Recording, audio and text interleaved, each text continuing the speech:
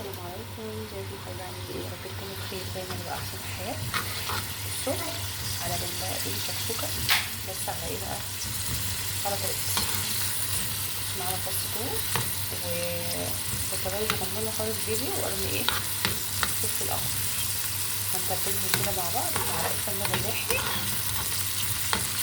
لغايه ما ياخدوا بقى ايه؟ لون كده زي الكرمله كده. بصوا اهو بتبدا كده ايه؟ نقوم قطعين طماطمايه دي عليها. تمام؟ حاضر يا علاء. وعاملين ازاي؟ هنحط بقى ايه؟ الزيت بتاعنا. بصوا بقى طبعا قبل ما نحط الزيت هنقوم حاطين شويه كمون، طبعا عشان احنا عملنا بصل فلازم يكون فيه كمون. ادي الملح بتاعنا، بسم الله الرحمن الرحيم.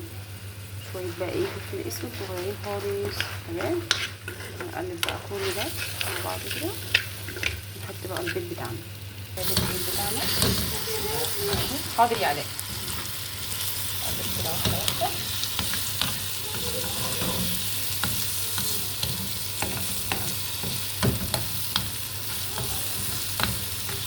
بص بقى الشكشوكه بتاعتنا اهي. تمام؟ كوبايه بقى شاي بالنعناع. انما ايه بقى؟ عظمه يا جماعه. بسم الله. احلى فطار، احلى عشاء، احلى تصبيره، احلى اي حاجه تحبوها. يلا بحبكم في الله. بصوا شويه جرجير، خيارية،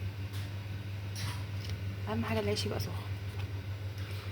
بسم الله والشاي ما شاء الله. يلا بحبكم في الله، والسلام عليكم ورحمه الله وبركاته.